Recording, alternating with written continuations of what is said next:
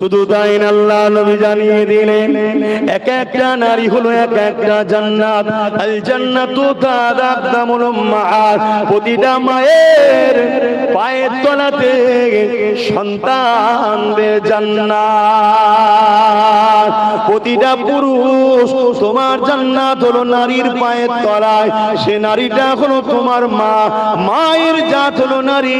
নারীকে এত সম্মান আল্লাহ দিয়েছে।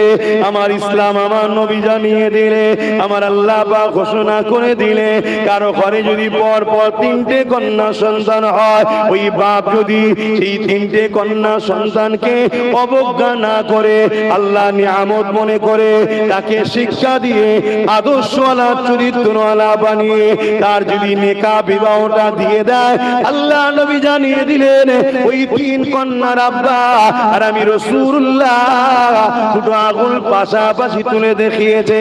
যেই রকম কাছাকাছি ওই রকম পাশাপাশি আল্লাহর জান্নাতে থাকবো। এ নারীর বাপেরা, আল্লাহ তোমাদেরকে বড় সৌভাগ্যবান করেছে। কেননা একটা নারী একটা জান্নাত। যখনই নারী এলো তোমার ঘরে জান্নাত আল্লাহ পাঠালো। শুধু এটা নয়, আল্লাহ নবী জানিয়ে দিয়েছে পুরুষেরা বাপের সম্পদের হক পাবে।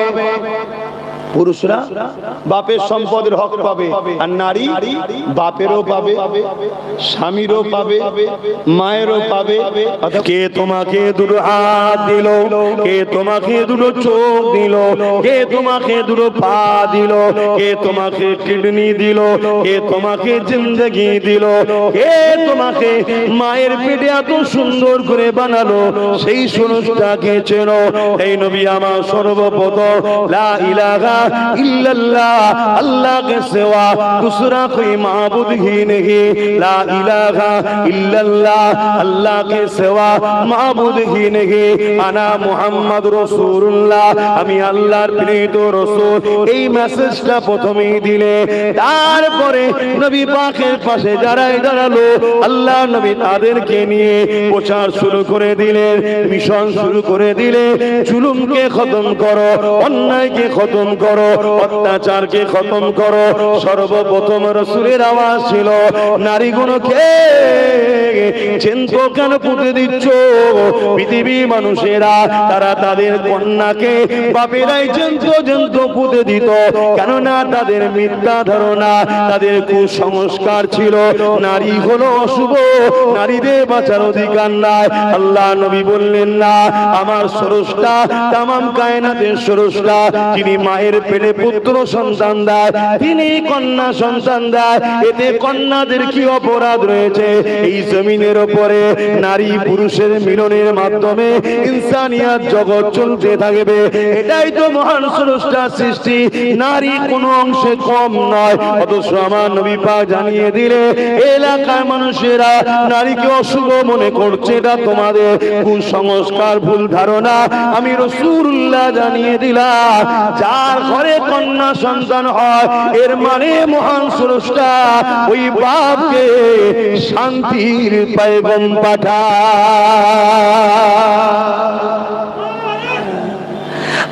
আর এই সমাজে কিছু মানবরূপী পশু বেরিয়েছে, যারা সমাজকে ইসলামের নামে মিথ্যা প্রচার করে, যারা নাকি বলে ইসলামে নারীদের কোনো মর্যাদা নাই। এইভাবে বলতে বলতে বলতে এরকম কথা শোনা যায়, আপনি শুনলে অবাক হয়ে যাবে। নারীদের ঘরে নাকি ইসলাম জুলুম করেছে। এই জালিমেরা এই পৃথিবীর বুকে নারীদেরকে জীবন্ত পুঁতে দেওয়া হতো। আল্লাহ নবী নারীদের ঘরে ওই জীবন্ত পুতার হাত থেকে তুলে নারীদের ঘরে কত সম্মান দিয়েছে দেখো। ওই নারীটার বিবাহের আগ পর্যন্ত ওই নারীটার জিম্মেদার হলো একটা পুরুষের উপরে, যে তার বাবা, যে তার আব্বা, এবং বিবাহের পরে ওই নারীটা থাকা, খাওয়া, পরা, জামা কাপড় সমস্ত কিছু দায়িত্ব হলো তার স্বামী একটা পুরুষের। ওই নারীটা যখন বয়স হয়ে যাবে, তার স্বামীও যদি বয়স হয়ে যায়, ওই নারীটা তখন রাজমাতা হয়ে যাবে। তার দায়িত্ব হলো তার সন্তানদের হাতে, অর্থাৎ সেটা হলো পুরো, অর্থাৎ নারী তোমাকে জামা কাপড়ের জন্য, খাওয়া দাওয়ার জন্য, থাকার জন্য কখনো চিন্তা করতে হবে না। ওই নারীকে সর্বদিকে নিরাপদে রাখার জন্য সর্বসময় নারীর খাদেম হিসাবে, বডিগার্ড হিসাবে আল্লাহ পুরুষদেরকে নিযুক্ত করে দিয়েছে। তাহলে মন দিয়ে বদরের ময়দানে আল্লাহ নবী যখন গেলেন 313 জনকে নিয়ে, কি জন্য গিয়েছিলেন? লড়াই করার জন্য নয়, কেননা নবী পাকের কাছে খবর এসেছিল আবু জেহেল 1000-এর উপর সৈন্য নিয়ে মদিনা শরীফের উপরে হামলা করতে আসছে। আল্লাহ নবী সাহাবাদেরকে বললেন, এ বাবা সাহাবারা, চলো বাবা, ওদেরকে মদিনায় ঢোকার আগে ওদেরকে থামিয়ে ওদেরকে বুঝায়, আমি মুহাম্মদ তো মক্কা থেকে চলে এসেছি, তোমরা মক্কায় যেমন আছো থাকো, কেন তোমরা আগ বাড়িয়ে ফিতনা করতে আসছো মদিনাতে? এটা ওদেরকে বোঝানো দরকার। এই জন্য আল্লাহ নবী এমন করে 313 জন সাহাবাদের নিয়ে খালি হাতে রওনা দিয়ে দিলে। এ যুবকেরা, তরুণেরা, বাপেরা, আল্লাহ নবী এই বদর নামক স্থানে যখন পৌঁছালে, এইদিকে আবু জেহেল 1000 লোক নিয়ে ওই বদর নামক স্থানে পৌঁছে গেলে। আল্লাহ নবী তাদেরকে থামালেন, থামিয়ে বলতে লাগলো, আমি মুহাম্মদ, তোমরা যে চুক্তি করেছিলে ওই চুক্তি তো মেনে নিয়েছে। সেই চুক্তিটা একতরফা ছিল, আল্লাহ নবী তাও মেনে নিয়েছে শান্তির জন্য। জওয়ান তরুণেরা, আমি যে কথা বলতে যাচ্ছিলাম, আবু জেহেল, উতবা, সাইবা, আবু লাহাব, উমাইয়া থেকে শুরু করে জালিমরা 1000 সুসজ্জিত যোদ্ধা নিয়ে, অস্ত্র নিয়ে, ঘোড়া নিয়ে, হাতি নিয়ে, তীর নিয়ে, বল্লম নিয়ে এই যুবকেরা বদরে নামে এসে গেছে। আল্লাহ নবী তাদেরকে দাঁড় করালে, তাদেরকে চারিদিক থেকে বুঝাতে লাগছে। কিন্তু আবু জেহেল, শয়তানদের লিডার, সে দেখতে লেগেছে মুহাম্মদ রাসূলুল্লাহর সাথে মাত্র 313 জন রয়েছে, খালি হাতে আছে। এই সুযোগটাকে কাজে লাগিয়ে আমরা 1000 রয়েছি, আমাদের হাতে অস্ত্র রয়েছে, এই সুযোগটাকে কাজে লাগিয়ে মুহাম্মদ রাসূলকে এই সময় কতল করে দেয়া যাক, নাউযুবিল্লাহ, তার সাথীদেরকে মেরে দেয়া যাক, ইসলাম নামটা মুছে দেয়া যাক। এই যুবকেরা, তরুণেরা, তারা জানে না মুহাম্মদ রাসূলের দিকে 313 জন খালি হাতে দেখছো তো কি হয়েছে? মুহাম্মদ রাসূলের আল্লাহকে কি চেনো না? মুহাম্মদ রাসূলের আল্লাহ তো যিনি শুধু বলে কুন ও যা ফায়াকুন, সঙ্গে সঙ্গে হয়ে যা। আল্লাহ নবী সাহাবাদিওকে বললেন, এ বাবা সাহাবারা, আবু জেহেল দুটো কথা বলেছে। প্রথম নম্বর হলো তাদের দিকে চলে যেতে হবে, অর্থাৎ জুলুমের দিকে, অর্থাৎ অন্যায়ের দিকে, অর্থাৎ মিথ্যার দিকে, অর্থাৎ নারীদের উপর জুলুমের দিকে, অর্থাৎ বেইনসাফির দিকে। আমি মুহাম্মদ রাসূলুল্লাহ এটা কখনো মেনে নিতে পারি না। আল্লাহ আমাকে দুনিয়ায় পাঠিয়েছে অন্যায়কে মিটাবার জন্য, ন্যায়কে প্রতিষ্ঠিত করার জন্য, মানুষকে দাসত্ব শিকল থেকে আজাদ করার জন্য, ইনসাফ করার জন্য, ইনসানিয়াত করার জন্য, ন্যায় প্রতিষ্ঠিত করার জন্য।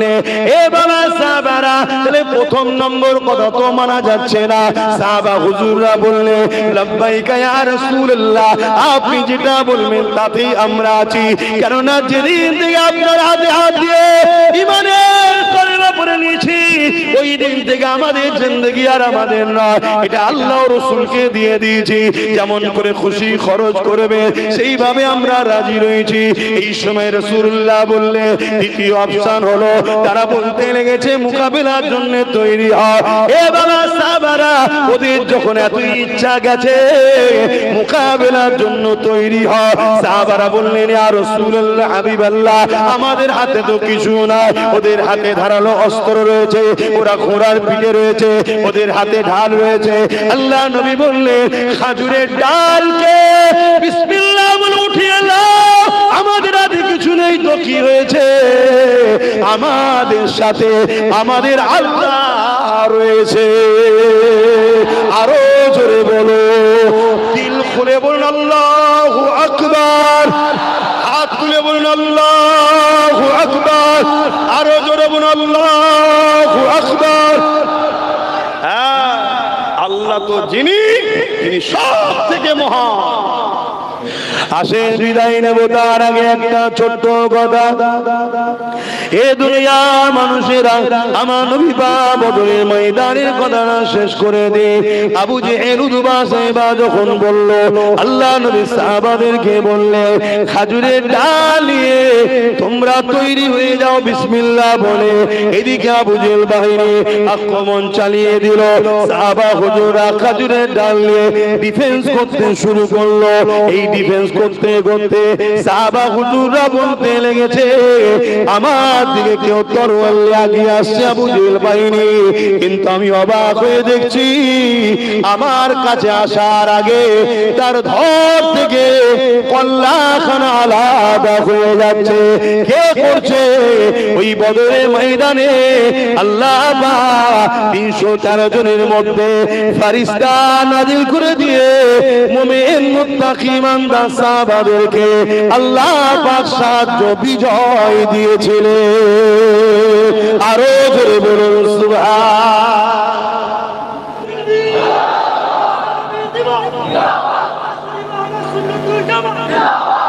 অর্থাৎ সেই নারী কি করে খাবে, এটা বাপের কাঁধে দায়িত্ব। বাপ তোমাকে তোমার নারীকে খাওয়াতেই হবে, মেয়েকে।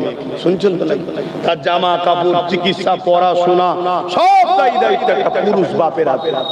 বিবাহ হয়ে গেল, আবার একটা পুরুষের দায়িত্ব স্বামী। তার থাকা খাওয়া সুখে দুঃখে সব সাথ স্বামীকে দিতে হবে। এবারে যদি কোনো কুলাঙ্গার অবজ্ঞা করে, অবহেলা করে, জুলুম করে, সেটা তার দোষ। ইসলামের তো দোষ নয়। ইসলাম তো সিস্টেম শিখিয়েছে। সেই সিস্টেম না মানার জন্য ওই স্বামীর শাস্তি আছে না নাই? হ্যাঁ, শাস্তি আছে।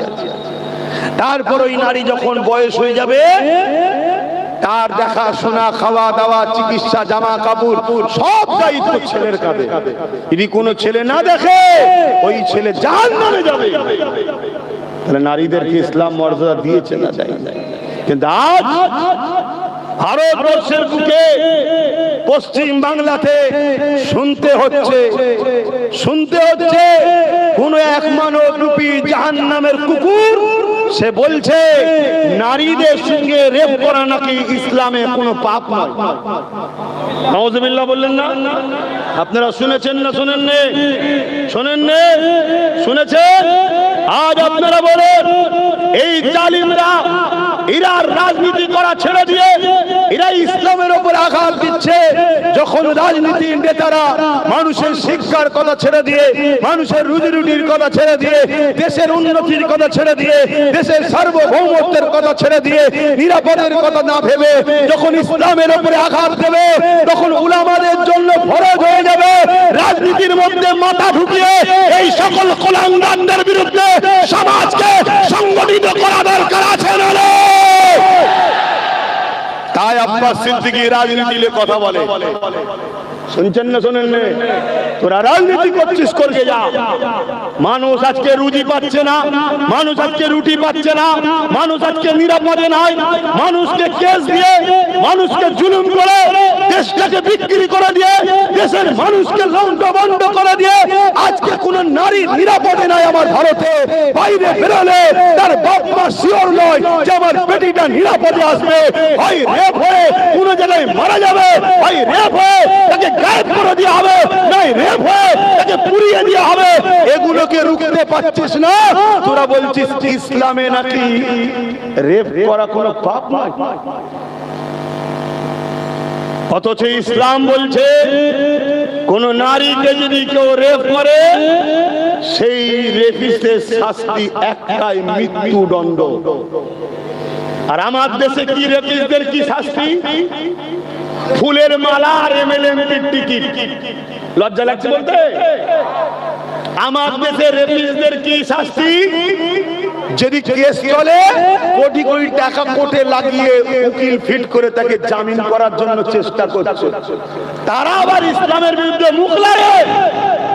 আপনারা জানেন, আমি নাম ধরে বলছি, রাজনীতি করছেন করকে যান, আমার দিনের উপরে যদি আঘাত দেন, মনে রাখবেন চেঙ্গিস খানের নাম ভুলিয়ে দিয়েছি আমরা, হালাকু খানকে মিটিয়ে দিয়েছি আমরা, সাদ্দাতকে মিটিয়ে দিয়েছি আমরা, ফিরাউনকে মিটিয়ে দিয়েছি আমরা, নমরুদকে মিটিয়েছি আমরা, চেঙ্গিস খানকে মিটিয়েছি আমরা।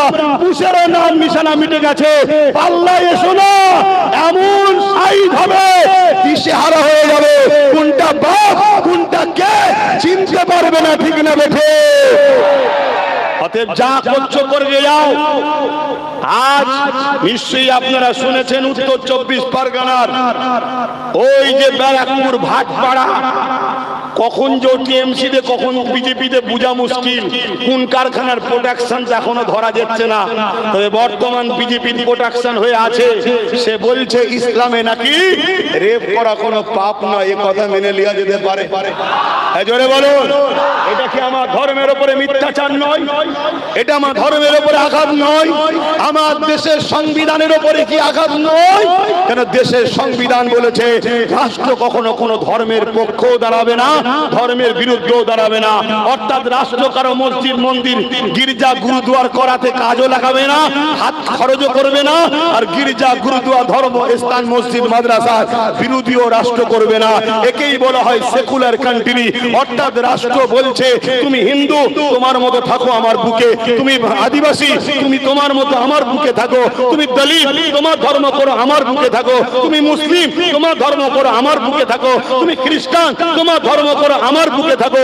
আমি তোমাদের সবাইকে সমান অধিকার দেবো। তোমরা একে অপরে যে যার খুশি ধর্ম করো, দিনের শেষে তোমরা হলে ভারতীয়, মিলেমিশে থাকো, দেশের তারাক্কি করো, দেশের বেকারত্ব দূর করো।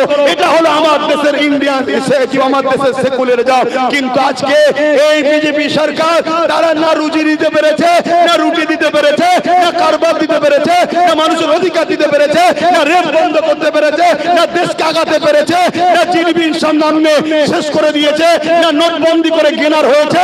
কোন দিক দিয়ে যখন পারছে না, বিশেষ করে বাংলায় সবাই যখন এদেরকে রিজেক্ট করছে, এরা তখন ইসলামের উপরে আঘাত দিয়ে ধর্ম নিয়ে দাঙ্গা লাগাতে চাইছে। তাহলে আমাদের লড়াইটা কি হিন্দুদের বিরুদ্ধে, আদিবাসীদের, দলিতদের? না, আমাদের লড়াই ওই সকল মানবরূপী পশুদের বিরুদ্ধে যারা আঘাত দেবে আমার ধর্মের উপরে, সেই ব্যক্তির সাথে আমাদের লড়াই। এক কথা শুনছেন না শোনেন না? এবারে যদি বলেন দলের নাম বলছেন কেন, দল এই সব ক্যান্সার গুলোকে রেখেছে কেন? তাহলে নিশ্চয়ই সাপোর্ট করে।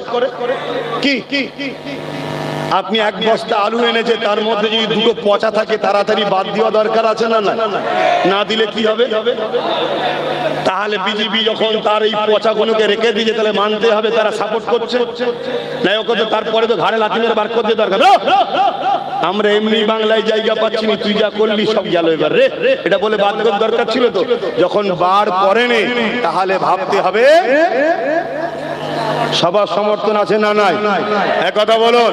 দ্বিতীয় আমি এটাও জানতে চাইছি, এই বাংলায় যিনি ক্ষমতায় আছে তিনি ওর বিরুদ্ধে কোনো ব্যবস্থা নিচ্ছে কেন? লাইনে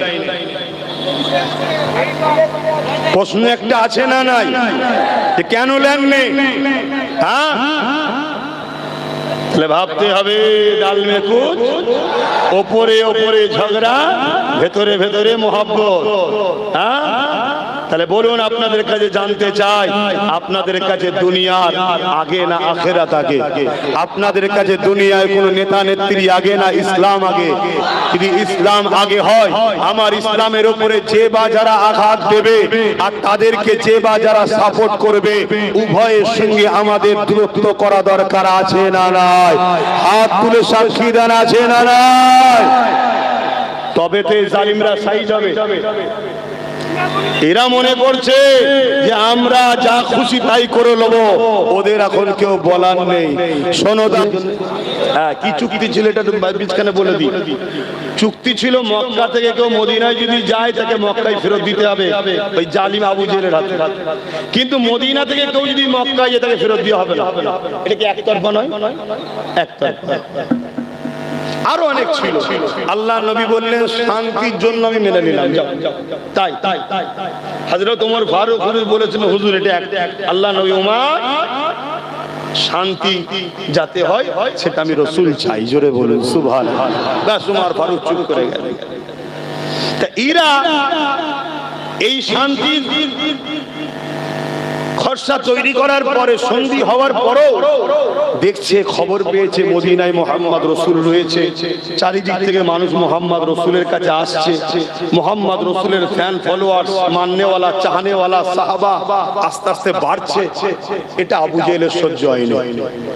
যেমন আজকে আমাদের কিছু আবু জেহেল আছে, এদের সহ্য হচ্ছে না, আমাদের চাকরি দেয়নি, শিক্ষা দেয়নি, কর্ম দেয়নি, পদ দেয়নি, নেতা দেয়নি, কিচ্ছু দেয়নি, তারপরও আলহামদুলিল্লাহ আমরা দিনকে দিন গাড়ি বাড়ি হচ্ছে, খাওয়া দাওয়া হচ্ছে, আরাম আয়েশে আছি না? নয়, এটা এদের সহ্য হচ্ছে যে সব না দিয়েও সে বেড়ে যাচ্ছে কি করে রে, সব না দিয়েও সেই বেড়ে যাচ্ছে কি করে রে।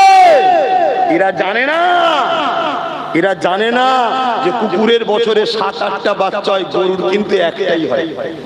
অথচ কুকুর দেখা যায় না, গরু চারিদিকে দেখা যায়। এখানে এটা হালাল, ওটা হারাম, হালালে বরকত হয়। জোরে বলুন সুবহানাল্লাহ। বাকিটা সব বুঝছেন তো নাকি? ঘাটালে ঘেটে ঘক করে দেবো একদম। আর চুপ থাকো, যা করছো করবে, যা, আমরা হুজুর মানুষ আসবো, আমরা হুজুরদের মতো থাকবো। ঠিক আমার কথা ভুল হচ্ছে নাকি? আমরা মৌলি সাহেব নামাজ পড়াবো, রোজা রাখবো, সুবহানাল্লাহ, আলহামদুলিল্লাহ, আল্লাহু আকবার, দরুদ শরীফ পড়াবো। আর তুমি যদি টার্গেট করো আমার মসজিদকে, তাহলে আমার ডিফেন্সে নামতে হবে তো নাকি? আর ডিফেন্সে নামতে গেলে যে পাওয়ারে মসজিদ ভাঙছো, ওই পাওয়ার দখল করতে হবে। তখন তুমি মুসলমানরা কেন করবে, মুল্লারা কেন করবে, মৌলী সাহেব, পীর সাহেবরা কেন এইদিকে আসবে, ওসব কথা তখন আর খাটবে না। কেন? তখন সুইচ টিপে দেওয়া হচ্ছে, মেশিন স্টার্ট লেগে গেছে, আর কুকা করলে হয় এখন? কি গো বলা কি ভুল করছি নাকি? হ্যাঁ, বিয়ে বাড়িতে খেয়ে দিয়ে সবকিছু নিয়ে এবার বলছে আমি কবুল বলবো না। মার কি ফাঁক যাবে? আগে বলতে হয়, খাওয়া দাওয়ার আগে সব খেয়ে নিয়ে আনলি, এত টাকা খরচ করে ফেললি মেয়ের বাপের, এখন কবুল বলবি না মানে? ও মারের চোটে এমনি বলবে ডবল কবুল। তো সেই রকম আগে থেকে তোমরা তোমাদের লাইনে থাকো, আমরা আমাদের লাইনে থাকি। কি গো ভাই, আমি ভুল বুঝাচ্ছি নাকি? কেন একটু বোঝো, কেন আমাকে নিয়ে অনেক রকম ষড়যন্ত্র চলছে। কোন দিকে যখন পারেনি আমার আজকে কাটিং করে করে বাজারে ছাড়ছে। তোমরা এই টেকনোলজির দুনিয়ায় 1 মিনিট, 2 মিনিট, 30 সেকেন্ড, 40 সেকেন্ডের ভিডিও দেখে কখনো কাউকে সন্দেহ করে ইমানের ক্ষতি করো না। রাসূল বলছেন মুমিন মুসলমান তো সে, কোন জিনিস তার কাছে যখন আসবে সে সেটাকে ভেরিফাই না করে, সত্য মিথ্যা যাচাই না করে কোনো রায় দেবে না। কথা শুনছেন? এখন পুরুষকে মহিলা বানানো যায়, মহিলাকে পুরুষ বানানো যায়। আমেরিকা থেকে একজন মহিলা, পুরুষ মহিলা হয়েছে, সে আবার বিবাহ করেছে, তার গর্ভে সন্তানও হয়েছে। দুনিয়া কত আগে যাচ্ছে বুঝতে পারছেন না? আপনি জানেন না? এখান থেকে না লেবে, এখান থেকে হ্যাঁ লেবে, ওখান থেকে এই লেবে, ওখান থেকে ওই লেবে, কেটে কেটে এক জায়গায় ফিট করে এমন ভাবে ছাড়বে, যারা ইউটিউবার আছে খুব ভালো বুঝবে, যেন মনে হবে এইটাই ঠিক কথা। এই সময়ে তোমাকে একটু বুঝি বুঝি ভাবা দরকার আছে না? না ভাবের, আমরা যেটা অসম্ভব মনে করি সেটা সম্ভব যিনি করেন তিনি আল্লাহ। কথা মাথায় ঢুকছে? এই হিন্দুস্তানের জমিনে একজন এসেছিলেন, আওলাদে রাসূল, আতায়ে রাসূল, গরিবে নওয়াজ, খাজা মুঈনুদ্দিন আজমিরি আল হাসানি ওয়াল হুসাইনি চিশতি রাহমাহুল্লাহ। একা রাস্তায় তো 39 জন সাথ দিয়েছে, একা এসেছিলেন। তিনাকে লুটার হাজারো চেষ্টা হয়েছিল, রুখতে পারেনি। কেন? গরিবে নওয়াজের সাথে আমার আল্লাহ ছিল। জোরে বলুন সুবহানাল্লাহ। আজ আমরা দুনিয়াবি লোভ লালসায় পড়ে, দুনিয়া ধোঁকায় পড়ে আল্লাহ থেকে দূরত্ব হয়ে গেছি। আমরা নামাজ ছেড়ে দিয়েছি, রোজা ছেড়ে দিয়েছি, আমরা ভিড় করি গানেতে, আমরা ভিড় করি যাত্রাতে, আমরা ভিড় করি মাচানে, আমরা ভিড় করি লটারিতে, আমরা ভিড় করি সুদেতে। এ যুবকেরা, এটা তো তোমাদেরকে ফাঁসাবার একটা পরিকল্পনা। আল্লাহর দুশমনেরা, ইসলামের দুশমনেরা তোমাদেরকে ইচ্ছা করে জুয়া দিচ্ছে, মেলা দিচ্ছে, গান দিচ্ছে, যাত্রা দিচ্ছে, ফাংশন দিচ্ছে, খেলা মেলার নামে তোমাকে তো আল্লাহ থেকে দূরত্ব বাড়াচ্ছে। কেন? ওরা জানে এরা যদি আল্লাহর সঙ্গে থাকে, পৃথিবী কোনো মা জন্ম দিতে পারেনি বাচ্চাকে, এদেরকে মিটাতে পারবে। জোরে বলুন সুবহানাল্লাহ। এই জন্যই তো আমাদেরকে প্ল্যান মাফিক সরানো হচ্ছে। আর আমরা যুবক মনে করছি হালকা বয়সে বেশ ভালোই হচ্ছে। দাদা দেখো আমাদের জন্য অনুষ্ঠান করেছে, দাদা দেখো আমাদের জন্য কত সুযোগ ফেসিলিটি দিয়েছে। খুব সাবধান হও, তোমার দাদা দিদিরা তোমাকে প্ল্যান মাফিক সামান্য ভিক্ষার নামে আল্লাহ ছাড়াচ্ছে, নবী ছাড়াচ্ছে। হুঁশ করে কাজ করো, হুঁশ করে কাজ করো। তার একটা ছোট্ট উদাহরণ দিচ্ছি। কারো ধর্মের আমি পক্ষে বিপক্ষে নয়, প্রথমেই বলেছি যা ধর্ম তার কাছে, আমার ধর্ম আমার কাছে। যেমন আমার কুরবানিতে এসে আমার কুরবানির পশুর ঠ্যাং ধরাটা অন্য ধর্মের মানুষের কাছে পছন্দ নয়, তার থেকেও অপছন্দ হলো আল্লাহর সঙ্গে শরীক করা, গায়রুল্লাহর কোন প্রোগ্রাম অনুষ্ঠানে যাওয়া আমাদের জন্য অপছন্দ হওয়া দরকার, ঠিক না বেঠিক? কিন্তু আজ আমরা দেখছি কি বিজয়া উৎসবের নামে হাজার হাজার মুসলমানকে এই জায়গায় নিয়ে গিয়ে আল্লাহ থেকে দূরত্ব বানাচ্ছে। কেন? ওরা জানে এদের সঙ্গে যদি আল্লাহ সম্পর্ক থাকে এদেরকে মেটানো সম্ভব হবে না। আগে আল্লাহ থেকে দূরত্ব তৈরি করা আমাদের হুঁশই নাই, আমাদের হুঁশই নাই। এই কথা শুনে যদি কোনো অমুসলিম ভাই মনে দুঃখ পান, মাফ করবেন, আমার কিছু করার নেই। আপনি আমার ভাই, আপনাকে ভালোবাসি। আপনি আদমের সন্তান, আমি আদমের সন্তান।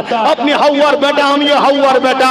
আপনার কাছে যেমন আপনার ধর্ম প্রিয়, ধর্ম যেটা নিষেধ করেছে আপনি করতে পারেন না, আমার কাছে আমার স্রষ্টার সঙ্গে কোন জিনিসকে শরীক করার জিনিসটা আমার কাছে এত বড় পছন্দ, আমি মরণকে আপন মনে করি। গায়রুল্লাহ শরীক হওয়া কোন জিনিসকে পছন্দ করতে পারি না। কেন? আমার স্রষ্টা যিনি আমাকে দুটো চোখ দিয়েছে, দুটো কান দিয়েছে, দুটো হাত দিয়েছে, দুটো পা দিয়েছে, কিডনি দিয়েছে, কুকুর আমাকে বানাইনি, আশরাফুল মখলুকাত বানিয়েছে। সেই গায়রুল্লাহর সঙ্গে শরীক করে সেই আল্লাহর সঙ্গে কখনো ধোঁকা দিতে আমি পারি না, পারি না, পারি না। তাই আমার ইসলাম যেখানে নিষেধ করেছে সেখান থেকে আমাদের যুব সমাজকে বাঁচাবার জন্য একজন ইসলামের দায়ী হিসাবে, ইসলামের প্রচারক হিসাবে এটা আমার দায়িত্ব। তাই কিয়ামতের দিন আল্লাহ আমার জিভকে টেনে জাহান্নামের কাঁচি দিয়ে কাটবে। তুই হক কথা বলিসনি কেন বল? শুনছো যুবকরা, মুরগি ধরার আগে চাল ছড়ানো হয়। তোমাকে এই গান, মেলা, জুয়া এসব গুলো হচ্ছে চাল ছড়িয়ে ধরা হচ্ছে। তুমি ভাবছো খুব মজা লাগছে না? প্যালেস্টাইনে কি হচ্ছে দেখেছো তো? হ্যাঁ, কি হচ্ছে দেখো না? ওই দশা হবে যদি শুধরে না যাও। আজ শুধরে যাও, বেশাক আল্লাহ তিনি যিনি ফিরাউনকে শেষ করেছে, নমরুদকে শেষ করেছে, সাদ্দাতকে শেষ করেছে, সেই আল্লাহ তিনি যিনি হলেন শাইউন কাদির। জোরে বলুন সুবহানাল্লাহ। সর্বশক্তিমান, তার মোকাবেলা কেউ করতে পারা তো দূরের কথা, তার মোকাবেলায় নমরুদ চেয়েছিল লড়াই করব। জানেন তো নাকি? একটু বলবো। ইব্রাহিম আলাইহিস সালাম কে নমরুদ চ্যালেঞ্জ দিল। নমরুদ হলো পৃথিবীর রাজা। নমরুদ কিসের রাজা? পৃথিবীর রাজা। এখন ওই ছোট ছোট ছোট ছোট রাজা রাজা লাপালাপি করছে, এদেরকে সাইজ করতে আল্লাহর সময় লাগে না। নমরুদের কথা বলছে, পৃথিবীর রাজা ছিল। সেই নমরুদ ইব্রাহিম নবীকে চ্যালেঞ্জ দিয়েছে কি, তোমার আল্লাহর সঙ্গে আমি যুদ্ধ করব, তোমার আল্লাহকে বলো। ইব্রাহিম নবী খুশি মনে চ্যালেঞ্জ অ্যাকসেপ্ট করলেন। করে নিয়ে বিশাল এক ময়দানে, নমরুদ পৃথিবীর রাজা, লাখো কোটি সৈন্য জোগাড় করেছে আর সবার হাতে তীর। তৎকালীন সময় যে সিস্টেম ছিল সেই যুদ্ধের সামান নিয়ে আর সেই ময়দানে এসে হাজির হয়েছে। আর ইব্রাহিম সাল্লাম অপর দিকে একা দাঁড়িয়ে আছে। নমরুদ ঠাট্টায় আর কি রহস্য করছে, ইব্রাহিম তোমার আল্লাহ কি তোমাকেও একা ছেড়ে দিল? তোমার আল্লাহ আমাদের সৈন্য দেখে, নাউজুবিল্লাহ, সব কথা বলতেও ভয় লাগে, আল্লাহ নারাজ হয়ে যান। কিন্তু শিক্ষার জন্য বলছি, আমার সৈন্য দেখে কি তোমার আল্লাহ ভয় খেয়ে গেছে? নাউজুবিল্লাহ বলেন, তোমায় ছেড়ে দিল, কই তোমার আল্লাহ? ইব্রাহিম নবী মুচকে হাসে আর বলে, ধৈর্য ধরো, টাইম যখন হবে তোমার মরণের ঠিক আসবে। তুমি বড্ড বার বেড়েছো। পিঁপড়ের যখন পালক গজায় জানবেন এই উড়ার জন্য নয়, মরার জন্য। তোমার বড্ড পালক গজিয়েছে, দাঁড়াও, সবর করো।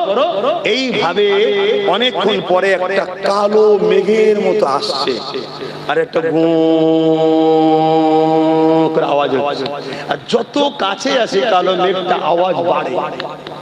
আরো কাছে এসে আওয়াজ বাড়ে, যখন খুব কাছাকাছি এসে ওই আওয়াজে অনেক মানুষের কান ফেটে রক্ত বেরোনো শুরু হয়েছে, একটা হালচাল শুরু হয়ে গেছে লক্ষ কোটি সেনার মধ্যে, নমরুদ বাহিনীর মধ্যে একটা হালচাল শুরু হয়ে গেছে। মানুষ একটা দিশেহারা হয়েছে, কি আসছে, কি এত আওয়াজ, এত বিকট ব্যাপার। ইব্রাহিম নবীর কিচ্ছু হয়নি, জোরে বলুন সুবহানাল্লাহ। কেন সব কুদরতি ক্ষমতা কার? কুদরতি হাতে।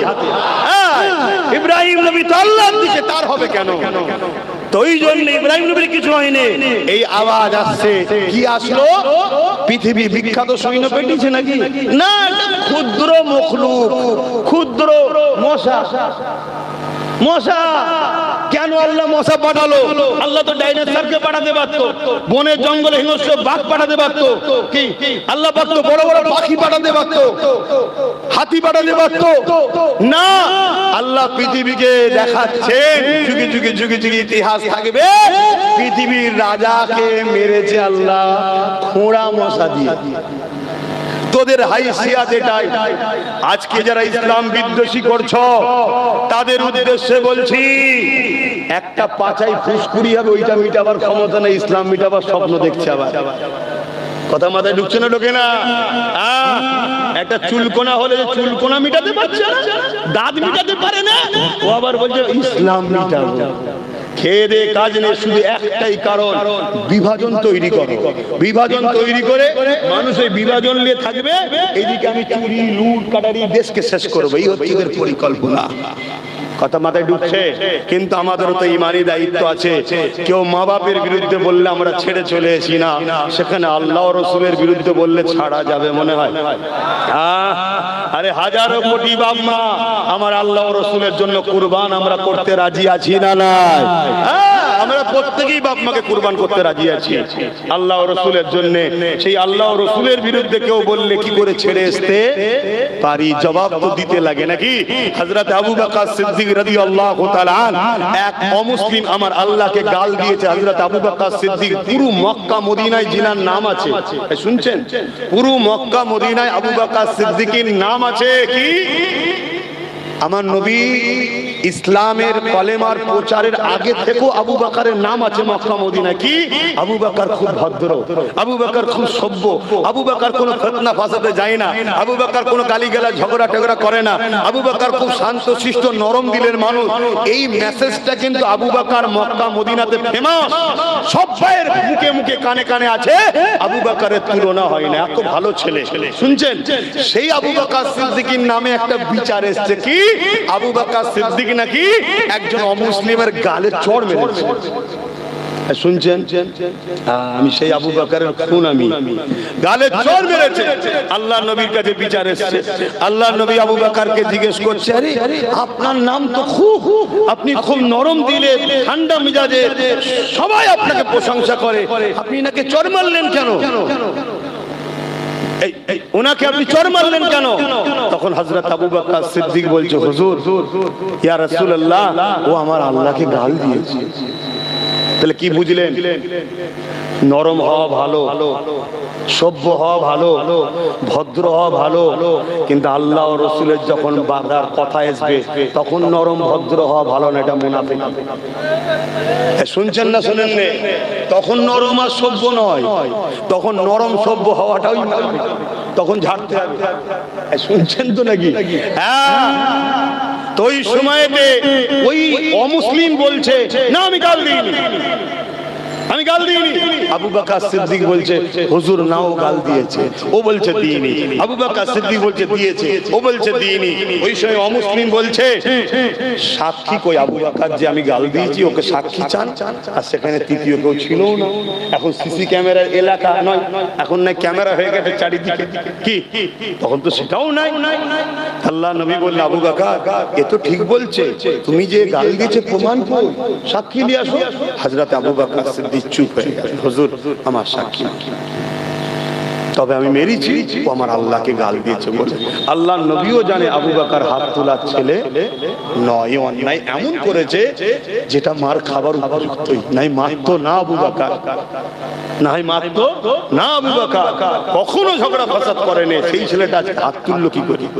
কিন্তু আমার রাসূল পাক সাল্লাল্লাহু আলাইহি ওয়াসাল্লাম বললেন, আবু বকর সাক্ষী দরকার। আমি রাসূল ইনসাফের পক্ষে, আমি রাসূল মানবতার মুক্তিদাতা হয়ে এসেছি। তুমি আমার দোস্ত হও, আমার প্রিয় হও। এখন যদি তুমি সাক্ষী না দাও, তোমার পক্ষে যদি রায় দিই, তাহলে সমাজের কাছে মেসেজটা বেইনসাফি যাবে। আবু বকর সাক্ষী দাও। হযরত আবু বকর চুপ হয়ে গেলেন। হযরত জিবরাইল আলাইহিস সালাম চলে আসলেন। জোরে বলুন সুবহানাল্লাহ।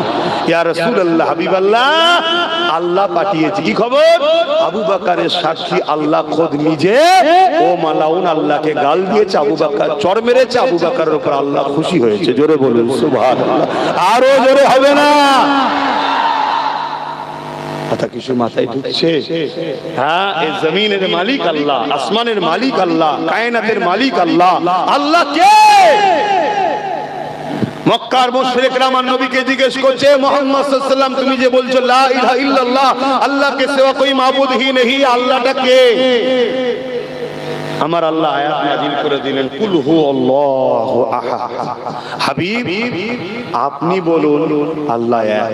এখানে আরেকটা কথা শিখিয়ে দিই, আমাদের সমাজের কিছু ভাই আছে, তারা তাওহীদকে বড় গুরুত্ব দেয়, রিসালাতকে গুরুত্ব দিতে চায় না। আমার ওই সকল ভাইকে সম্মান ও শ্রদ্ধার সাথে বলছি, তোমার আমার মধ্যে কিছু জুজিয়াত মাসলা থাকতে পারে, লড়াই। তোমার আমার মধ্যে কিছু ছোটখাটো জুজিয়াত মাসলা নিয়ে ইখতিলাফ থাকলেও থাকতে পারে। উলামাদের মধ্যে ইখতিলাফ হওয়াটাও আল্লাহর রহমত। বলুন সুবহানাল্লাহ। কারণ ইখতিলাফ আছে বলেই আমরা কিতাব মুতাআলা করি। ইখতিলাফ না থাকলে কিতাব বন্ধ হয়ে যাবে, আর কিতাব বন্ধ হয়ে গেলে এই ধর্মটা যার যার মনের মতো করে যে যেমন করে খুশি বলে দেবে। তাহলে ইখতিলাফ এটা আল্লাহর পক্ষ থেকে ইসলামের একটা সৌন্দর্য, খুবিয়া। কিন্তু মনে রাখো, আকীদায় ইখতিলাফ হওয়া উচিত নয়। কারণ আকীদায় ইখতিলাফ হলে কুফরি, বেঈমান, কাফের হয়ে যেতে হবে।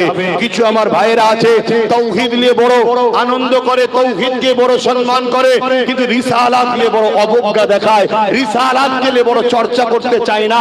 রিসালাত বলতে মুহাম্মদুর রাসূলুল্লাহ সাল্লাল্লাহু আলাইহি ওয়াসাল্লাম, তাওহীদ বলতে আল্লাহ। অবশ্যই আল্লাহ একত্ববাদ, এক আল্লাহ, কিন্তু তাওহীদ কে আল্লাহ শান ওয়ালা, মান ওয়ালা, মাকাম ওয়ালা, রিফাত ওয়ালা, ইজ্জত ওয়ালা আল্লাহ বানিয়েছে। জোরে বলুন সুবহানাল্লাহ। তুমি যদি প্রকৃত আল্লাহকে মানো, আল্লাহর বানানো নিয়ামতকে তোমায় মানতে হবে। আল্লাহ পাক আমার রাসূলের মান মর্যাদা সম্মান কত দিয়েছে দেখো। মক্কার মুশরিকরা জিজ্ঞেস করলো, হে মুহাম্মদ সাল্লাল্লাহু আলাইহি ওয়াসাল্লাম, আল্লাহ কে? আল্লাহ তো বলতে পারতেন হু আল্লাহু আহাদ, আল্লাহ তিনি যিনি এক, আল্লাহ তা বলেন। अल्लाह बोलছেন कुल हु अल्लाहु अहद। बड़ो कबलम कुल ममाना हबीब आप फरमाइए, आप फरमाइए, आप फरमाइए हु अल्लाहु अहद। अल्लाह तीन जिनी एक। अल्लाह चाहते हैं, अल्लाह चाह रहा है, जो खुदा है, खालिक है। अगर खुदा चाहे हर किसी के दिल में राज करेंगे अपना खुदा, हर किसी के दिल में तौहीद अपना घुसा सकते हैं। फिर भी खुदा ताला चाहते हैं कुल हु अल्लाहु अहद। आप फरमाइए अल्लाह तीनी जिनी एक। जोरे बोलो सुभान अल्लाह। तौहीद को अगर लेना है तो रिसालत से लो, तौहीद को अगर मानना है तो मेरे हबीब से मानो।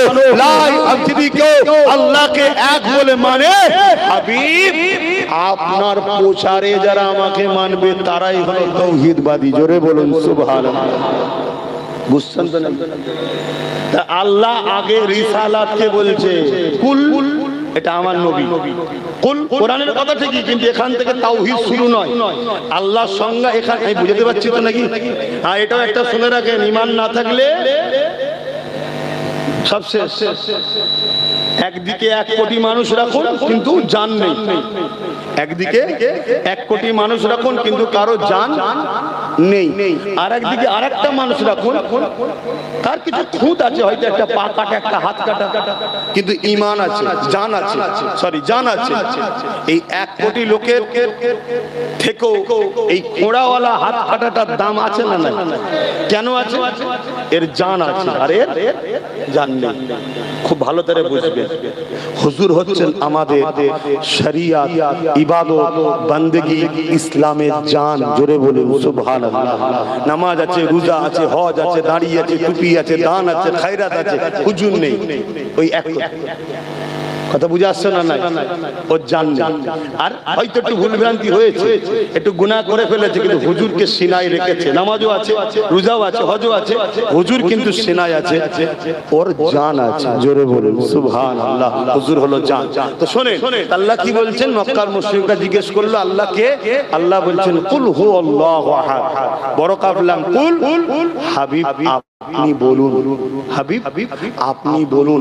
এটা রাসূলুল্লাহর জন্য, অর্থাৎ এটা রিসালাতের অধ্যায়। কুলটা হলো রিসালাতের অধ্যায়।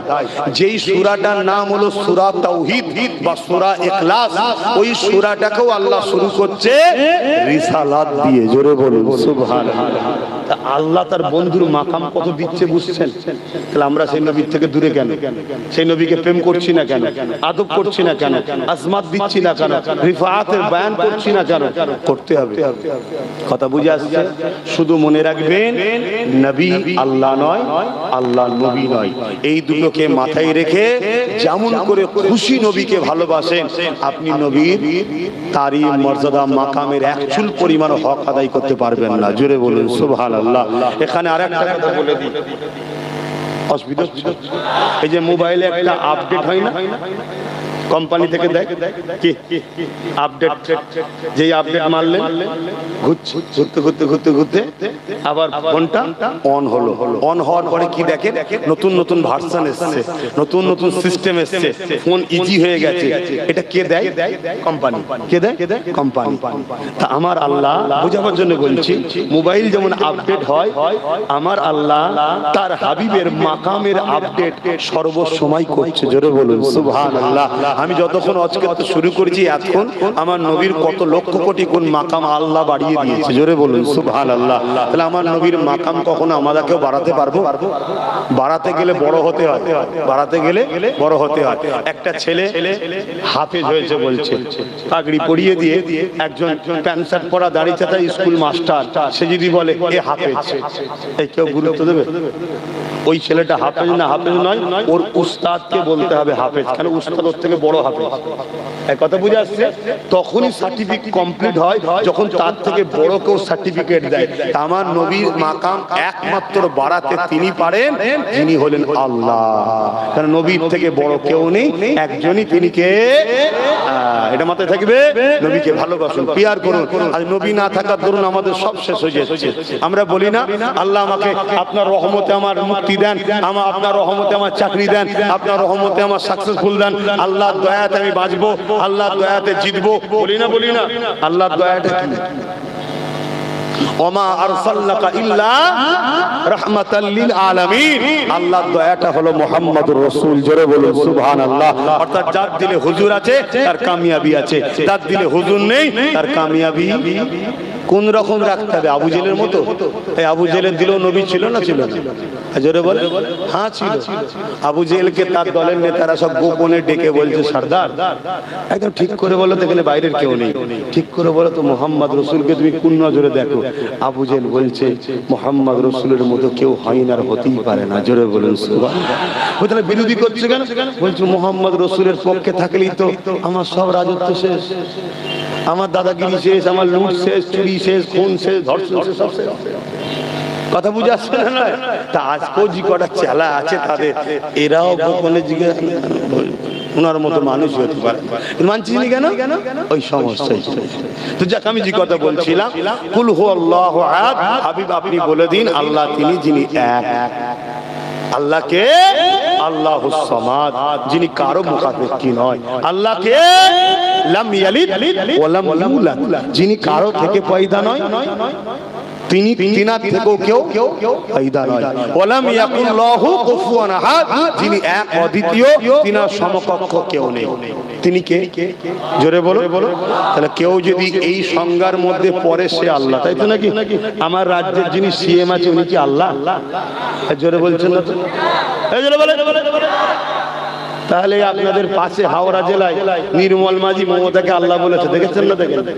জোরে বলেন। তো এর প্রতিবাদ হয় না? এর বিরুদ্ধে ইমাম, উলামা, আলেমরা প্রতিবাদ করেন কেন? মেনে নিয়েছেন? তাহলে প্রতিবাদ করে না কেন? আল্লাহকে কাউকে তুলনা করা হচ্ছে, প্রতিবাদের দরকার আছে না? না, প্রতিবাদ করে না কেন? যদি বলেন না, তারপরেও যদি তাকে মেনে নেওয়া হয়, তাহলে আপনি তাকে আল্লাহ বলে সাপোর্ট করলেন না করলেন না? একজন কেউ দাবি করলো, আমি যদি দাবি করি আমি পৃথিবীর সব থেকে বড় ওলি, আপনি এরপরেও যদি এখন আমাকে মানেন, তার মানে কি আপনি এটাকে অ্যাকসেপ্ট করলেন? বা ইনি কেউ হয়তো আমাকে বললো আব্বাস সিদ্দিকী সব থেকে বড় ওলি, আর আপনি এরপরও আপনি আমাকে সাপোর্ট করেন, তার মানে কি ইনার কথাটাকে বা আমাকে যে ওলি বলে যেটা মেনে নিলেন তো নিলেন না? জোরে বলুন। তাহলে কেউ কাউকে বললো আল্লাহ, আর আপনি প্রতিবাদ করা ছেড়ে দিয়ে তারপরও তার পক্ষে দাঁড়াবেন, তার সাথ দেবেন, তাকে মেনে নেবেন, তাহলে আপনি কি মুসলমান না মুশরিক? শুনছেন না শোনেন? হ্যাঁ হ্যাঁ, এই কথাগুলো আব্বাস সিদ্দিকী বলে বলে আমার ফটোকে এআই করা হচ্ছে, আমার অজকে কাটা হচ্ছে, আমাকে গালি দেওয়া হচ্ছে, আমার বাপমা তোলা হচ্ছে। এতে কি ভাবছেন আমি মন দুঃখ করে ঘরে কাপড় মুড়ি দিয়ে কাঁদছি নাকি? কেন? আমি আমার নয়, আমি আমার নয়, আমি আল্লাহর সৃষ্টি, নবী মুহাম্মদ রাসূলের গোলাম। আমার জীবনটাও হলো আমার রাসূলের জন্য, রাসূলের জন্য আমার মাল ধন দৌলত জীবন সবটা নবীর জন্য আল্লাহ বানিয়েছে আমাকে। আমার কাজই হলো একটাই, মুহাম্মদ রাসূলের ডিউটি করতে হবে, তবে তুই আমার গেনার কামিয়াবি হবি, জান্নাত পাবি। অতএব কে গাল দিচ্ছে, হ্যাঁ দুঃখ লাগে, রক্তে গোশতে তৈরি দুঃখ লাগে, তার বিচার আল্লাহ করবে। কিন্তু আমি পরিবারের জন্য লড়াই করি না, আমি লড়াই করি আল্লাহ ও রাসূলের জন্য, ইনসাফের জন্য, ইনসানিয়তের জন্য, মানবতার জন্য, গরিব মানুষের জন্য, অসহায়ের জন্য। আমি তিলকতমা বোনের হয়ে লড়াই করি, আমি হিন্দু মা বোনের হয়ে লড়াই করি। কেন লড়াই করব না? তারাও তো আমারই স্রষ্টার সৃষ্টি। কথা মাথায় ঢুকছে না? ঢোকে না? তাই আমরা আপনাদেরকে বলবো, হিন্দু হোক, খ্রিস্টান হোক, আদিবাসী হোক, সাঁওতাল হোক, বাগদি হোক, সবার সাথে মিশবেন, সবার সাথে ব্যবসা করবেন, উঠা বসা করবেন, লেনদেন করবেন, সব করবেন, শুধু একটা জায়গায় নয়। কি? ধর্ম যার সবার নাকি? তাহলে এই যে উৎসব সবার, এই কথাটা কুফরি না কুফরি না? এই কথাটা একটা প্রচার করা হচ্ছে সরকারি ভাবে, আমাদের নিরীহ মুসলমানগুলো বুঝতে পারছে না। এটা কি সবার প্রতিবাদের দরকার আছে না? না, ওই উলামারা প্রতিবাদ করবে না, আর অথচ আমি যখন প্রতিবাদ করব, আমার বিরুদ্ধে কিছু উলামা আবার প্রতিবাদ করছে। এই কথা মাথায় ঢুকছে না? ঢুকে? এটা তো ভাবতে হবে। ধর্ম যার উৎসব তার, এই জায়গাটাই শুধু আমরা, আপনি আপনার ধর্ম উৎসব, আমার ধর্ম উৎসব। আমার রাসূল পাক সাল্লাল্লাহু আলাইহি ওয়াসাল্লামকে আবু জেহেল বলল, এক বছর আপনারা আমার দেব দেবী আমরা যারা উপাসনা করি উপাসনা করবেন, আরেক বছর আমরা আপনার আল্লাহর উপাসনা করব। শুনছেন কাকে বলছে? আমার নবীকে। কে বলছে? জোরে বলো। আবু জেহেল। আল্লাহর নবী কি বলেছিল? ঠিক আছে, তাই হবে। জোরে বলবেন। আল্লাহর নবীর উপরে আল্লাহ কোরআন নাজিল করে দিলেন, সূরা কাফিরুন।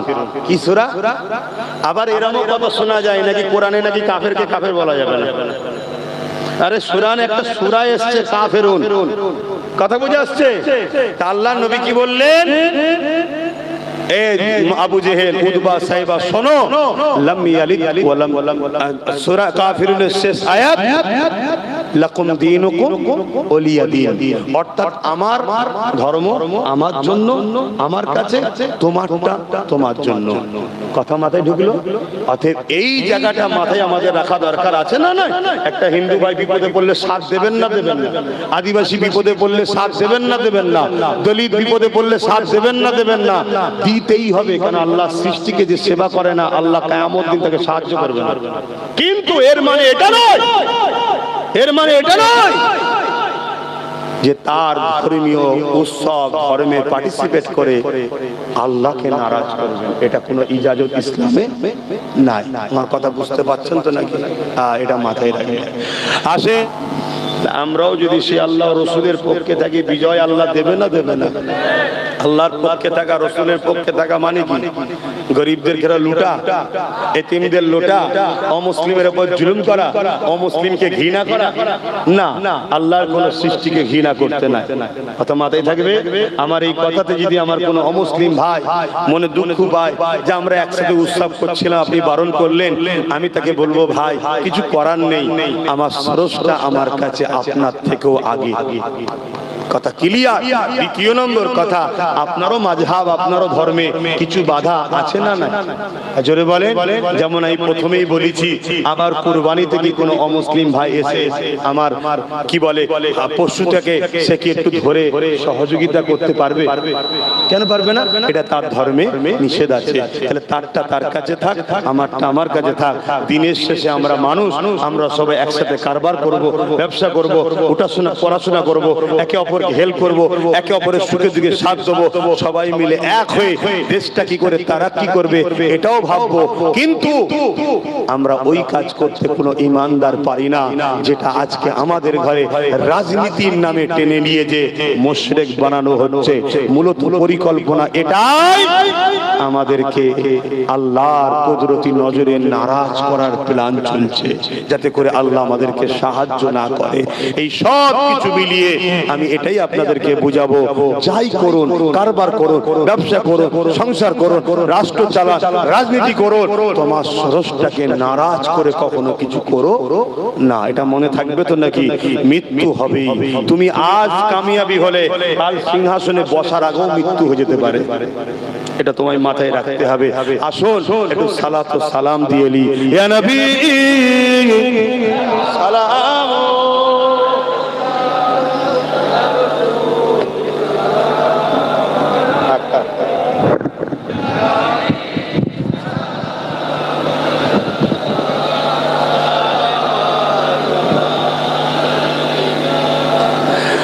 طلع البدر علينا। আচ্ছা, এখানে আরেকটা কথা বলে নি কেন, এখন আমাদের কে কোন সিলসিলা করে, কে কি জামাত করে, ওসব আমাদের ভেতরের ঝগড়া ভেতরেই থাকা, তাই তো নাকি? এখন আমাদের ঘরে এই কেন্দ্রের ইসলাম বিদ্বেষী সরকারের জন্য বিরুদ্ধে সংগঠিত হওয়া দরকার আছে না নাই? কেন ইরা মসজিদ, মাদ্রাসা, কবরস্থান, ঈদগাহকে মিটিয়ে দিতে চাইছে। মসজিদ তো আল্লাহর ঘর, মসজিদ কার ঘর? আল্লাহর ঘর। মসজিদ আমাদের সবার, তাই তো নাকি? এবারে আমাদের মধ্যে কিছু জুজিয়াত মাসলা ইখতিলাফ আছে। কেউ খাবার আগে দোয়া করে, কেউ খাবার পরে দোয়া করে, কেউ তাবারুককে সামনে নিয়ে ফাতিহা করে, কেউ তাবারুক হাঁড়িতে থাকে ফাতিহা করে, কেউ মসজিদের ভেতরে আজান দেয়, কেউ মসজিদের বাইরে আজান দেয়, তাই তো নাকি? ঠিক তেমনই কেউ বসে সালাম দেয়, কেউ দাঁড়িয়ে সালাম দেয়, আছে না নাই? যারা বসে সালাম দেয় তাদের বিরুদ্ধে আমাদের কোনো ফতোয়া নাই। তা আমরাও আশা করব, আমরা দাঁড়িয়ে সালাম দিলে আপনারা ফতোয়াবাজি করবেন না, কি আশা করবো তো নাকি? হ্যাঁ, এবার যদি ফতোয়াবাজি করেন তাহলে তখন আমাদের ফতোয়া আছে, তখন ফতোয়া আছে। আপনি বসে সালাম দেন, আমি আপনাকে ফতোয়া দেবো না। কেন? এটা প্রেমের ব্যাপার, এটা মসলার ব্যাপার নয়, এটা এখানের ব্যাপার, এখানের ব্যাপার নয়। ঈমান এখানে থাকে, শরিয়াত এখানে থাকে। আরে আমরা সেটাই বুঝলাম না এখন। ঈমান এখানে থাকে, শরিয়াত এখানে থাকে। এ দলিল চাই, এ দলিল চাই না। এ শুধু প্রেম করতে জানে। আর এ চোখের উপর নির্ভর করে, কানের উপর নির্ভর করে, নাকের উপর নির্ভর করে, হাতের উপর নির্ভর করে, পঞ্চ ইন্দ্রিয়ের উপর নির্ভর করে। দলিল ছাড়া এ চলে না। কথা বুঝছেন তো নাকি? আর এ কিচ্ছু বোঝে না, হুজুরকে ভালোবাসে। জোরে বলুন সুবহানাল্লাহ। এটা হলো প্রেমের ব্যাপার, মসলার ব্যাপার নয়। মন দিয়ে শুনে যান। সেই জায়গায় কেউ যদি মনে করে বসে সালাম দেবো, তার প্রেম তার কাছে, সে তার রসুলকে জবাব দেবে। আমি দাঁড়িয়ে দিই আদবের জন্য, এটা আমার প্রেম। কথা ঠিক না বেঠিক? কিন্তু আপনি যদি ফতোয়াবাজি আমার বিরুদ্ধে করেন, তাহলে আমাকেও তো ফতোয়া দিতে লাগবে নাকি? কি উচিত তো নাকি? হ্যাঁ, তখন ফতোয়া হবে। আজ থেকে যেসব মুরব্বীরা এখানে রয়েছে, এইসব মুরব্বীদের যদি জিজ্ঞেস করা হয় যে বাপেরা আপনাদের বয়স কত, 80 বছর, আজ থেকে 40 বছর আগে, 50 বছর আগে কোনো বাপ বলতে পারবে যে কেউ দাঁড়িয়ে সালাম দেওয়ার বিরোধী কোনো লোক ছিল? কথা বলে একটাও লোক ছিল না, সবাই দাঁড়িয়ে সালাম দিত। এখন কিছু ভাই বলে বসে সালাম দেবো, দিতে পারে, বিরোধী করার কেউ ছিল না। এখন বিরোধী কেন? বিরোধী করছেন, নিজেদের মধ্যে ফিতনা করছেন কেন? না, কেন দাঁড়াবো? কেন দাঁড়াবো? আল্লাহ কোরআনে বলেছে তাই দাঁড়াই। কোথায় বলেছে? সল্লু, দরুদ পড়ো, ওয়াসাল্লিমু, সালাম দাও, তাসলিমা। তাসলিমা মানে কি? দিবার মতো করে সবথেকে উত্তম ভক্তি, ভালোবাসা, আদবের সাথে দাও। জোরে বলুন সুবহানাল্লাহ। আদবের দিক দিয়ে সবথেকে উত্তম কোনটা? তাই দাঁড়িয়ে দাঁড়িয়ে দরুদের বেলায় বসে দাও কেন? দরুদ পড়লে নেকি হয় তাই। আর সালামের বেলায় দাঁড়িয়ে দাও কেন? সালাম দিলে নবীর জবাব দেবে, আদবের সঙ্গে লোভ তাই। জোরে বললেন না সুবহানাল্লাহ? সালাম দেবো আমি, জবাব দেবে কে? রাসূল পাক সাল্লাল্লাহু আলাইহি ওয়াসাল্লাম। আরে সালাম দেওয়া সুন্নাত, জবাব দেওয়া ওয়াজিব, আমার নবী জবাব দেবে, আমরা আদবের সাথে লোভ। জোরে বলুন সুবহানাল্লাহ। চলে আসেন মিশকাত শরীফ বাবুল আদব কিতাবুল কিয়াম। আমার নবী পাককে সাহাবা হুজুররা দাঁড়িয়ে দাঁড়িয়ে সালাম দিতেন। জোরে বলুন সুবহানাল্লাহ। এরপরও আমি আবার বলছি, তর্ক নয়, ঝগড়া নয়, যদি কেউ বসে দেয় তাদের বিরুদ্ধে আহলে সুন্নাত ওয়াল জামাতের কোনো ফতোয়া নাই, কিন্তু আমাদের বিরুদ্ধে বললে তখন একটা ফতোয়া আছে। সেই ফতোয়াটা কি? ও বিয়াদবে রাসূল, ও নবীর আদব করছে, বিয়াদবি করছে। তাই বিয়াদবের ঠিকানা হলো বাবা অনেক কড়া ফতোয়া হয়ে যাবে। তুমি তোমার আকাবের পীর মাশায়েখ মুর্শিদ যাকে ভালো লাগে, আমির ভালো লাগে, নিয়ে থাকো। আমরা জবানার মুজাদ্দিদকে নিয়ে থাকি, আমরা আব্দুল হক মুহাদ্দিস দেহলভীকে নিয়ে থাকি, যিনি দেওবন্দীদেরও পীর, আমাদেরও পীর, সবার আব্বা। ভারতবর্ষে যত লোক বলবে কলা রাসূলুল্লাহ, সবার আব্বা হলো আব্দুল হক মুহাদ্দিস, আব্দুর রহিম মুহাদ্দিস, শাহ ওলিউল্লাহ মুহাদ্দিস দেহলভী। তিনারাও বলছেন দাঁড়িয়ে দাঁড়িয়ে সালাম আমরা দিই। জোরে বলুন সুবহানাল্লাহ। আর একটু আগিয়ে চলেন, মদিনার বুকে চলুন, বাবুস সালাম বলে একটা দরজা আছে, সেই দরজা দিয়ে যারাই ঢোকে সবাই দাঁড়িয়ে দাঁড়িয়ে রাসূলকে সালাম দেয়। জোরে বলুন সুবহানাল্লাহ। আসেন, আমরা তর্ক নয়, ঐক্য মিল মহব্বত করুন, যাতে করে এই জালিমদের বিরুদ্ধে আমরা মসজিদ, মাদ্রাসা, কবরস্থান, ঈদগাহ, খানকাকে বাঁচাতে পারি। ঠিক তো নাকি?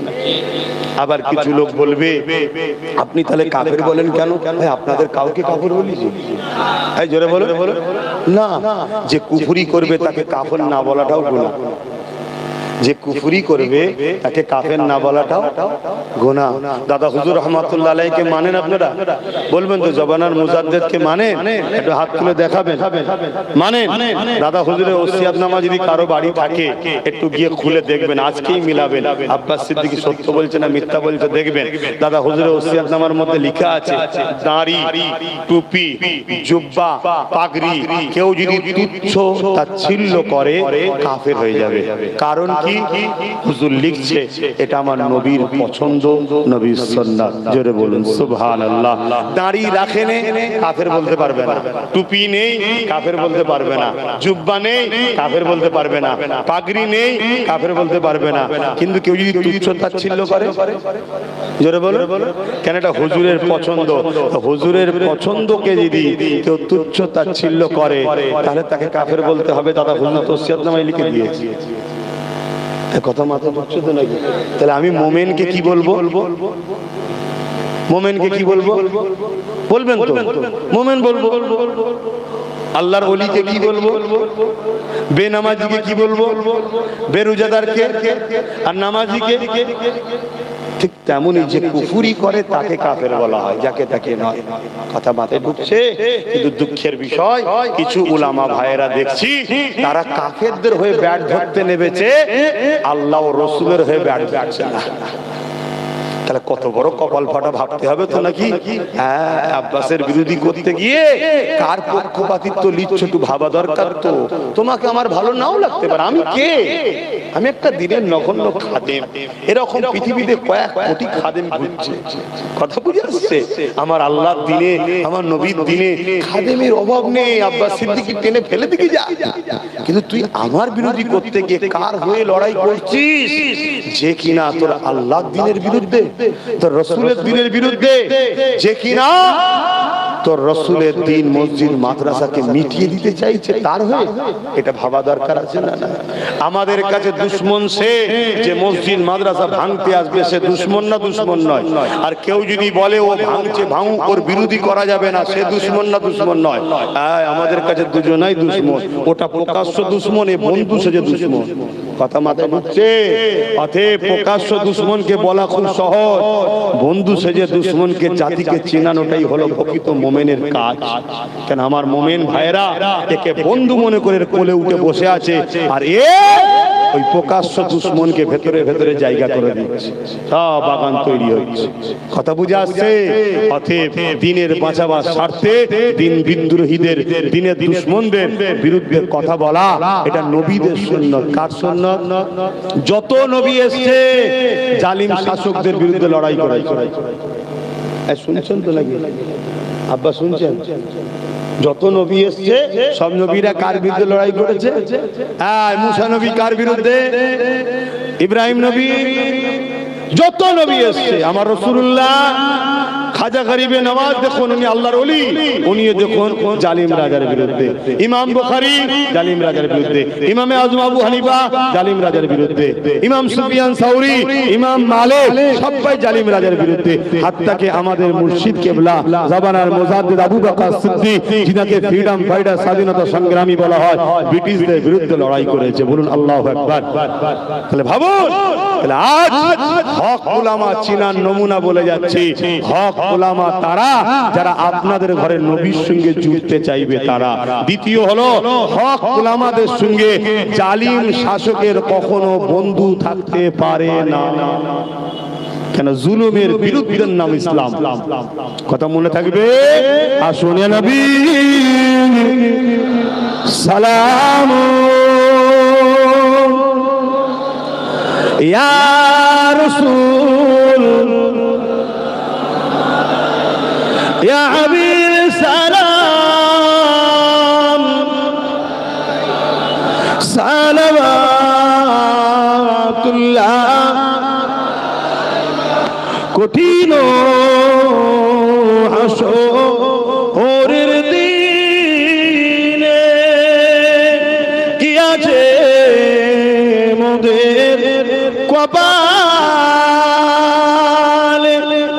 গুনাহগার উম্মাহ আতো আপনার লইবেন সঙ্গে এ মাশরে। নবী সালাম ইয়া রাসূল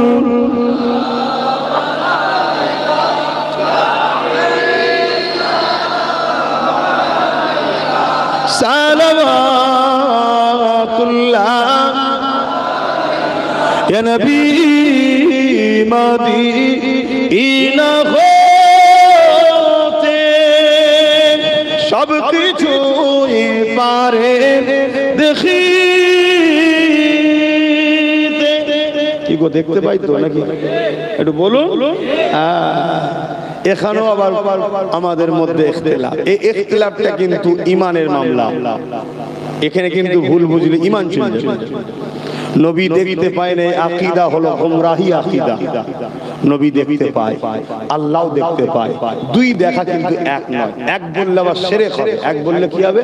শিরক হবে। আল্লাহ দেখে, নবী দেখে, এক নয়। আল্লাহ দেখে, আল্লাহকে দেখার ক্ষমতা কেউ দেয়নি, আল্লাহ খুদ মালিক। আর নবী দেখে, নবীকে দেখার ক্ষমতা দেনেওয়ালা আল্লাহ। আল্লাহ যখন তার বন্ধুকে দেখার ক্ষমতা দিয়েছে, সে যখন দেখে, আমার আপত্তি কিসের? কথা মাথায় ঢুকছে না? ঢোকে না? হ্যাঁ, নবী মদিনা হতে সব কিছুই পারে দেখিতে, মুদির লাশ কবরে রাখিলে লইবেন আপন করে। নবী সালাম ইয়া রাসূল সালাম ইয়া হাবিব সালাম সালাওয়াতুল্লাহ। আলহামদুলিল্লাহ, আল্লাহ আমাদের সালামকে কবুল করে। বলুন আমিন। সকলে গায়ে গায়ে বসুন, একটু দোয়া হবে। সকলে বলুন, বসুন। বিসমিল্লাহ শরীফ, দরুদ শরীফ, সূরা ফাতিহা, ইখলাস শরীফ তেলাওয়াত করুন, দোয়া হবে। এর বীজখানে একটা ছোট্ট কাজ আছে, একটা ছোট্ট কাজ আছে, শুনছেন তো নাকি? মসজিদ কার ঘর? মাদ্রাসা রসুল, আর মানে আল্লাহ, সবই তো আল্লাহ। সেই জায়গায়